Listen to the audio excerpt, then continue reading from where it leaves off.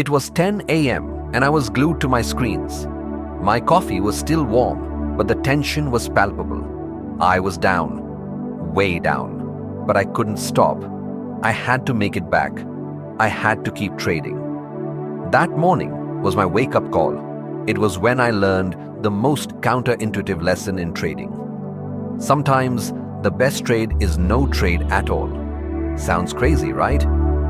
Let me take you on a journey that changed everything for me. I started like most of us do, thinking I had to be in on every move, every day. The pressure was intoxicating. The rush of a good trade, the panic of a bad one. Then, one fateful afternoon at a trading seminar, I met Arjun. Since it was my first time meeting him, I was immediately struck by his calm composure. Curious, I leaned in and asked, "Arjun, I don't get it. How are you so calm? Don't you ever feel the need to jump into every opportunity afraid of missing a big move?" He chuckled and replied, "Bro, let me tell you about the day I figured out when to stay away from trading." He continued, flashing back.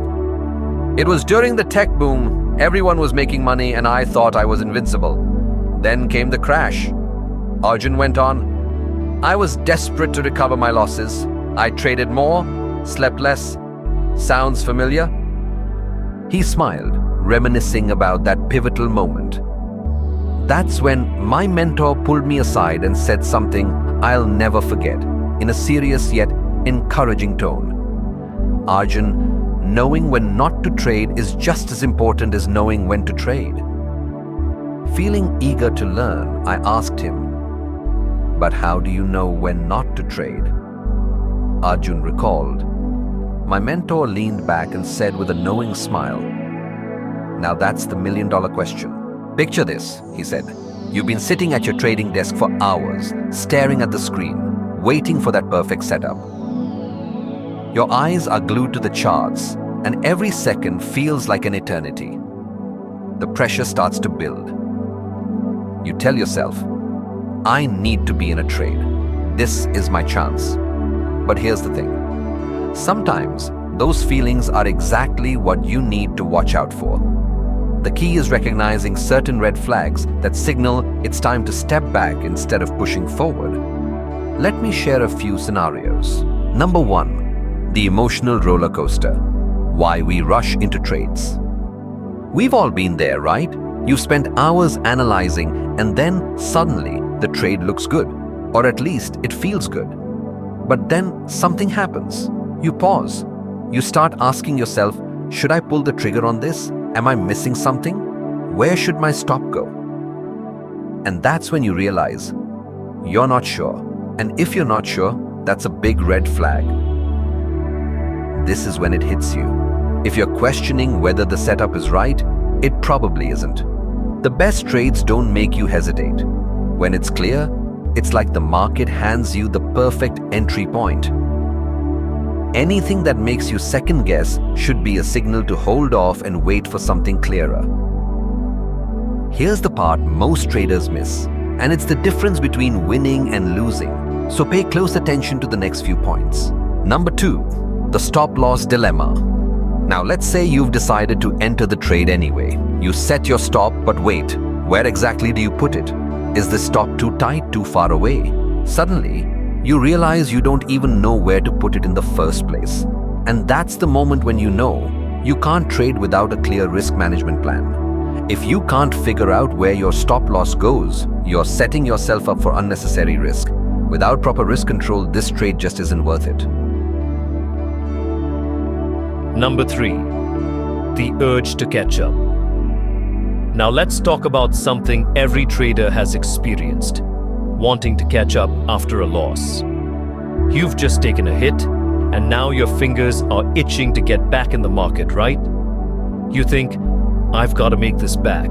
I need to fix this.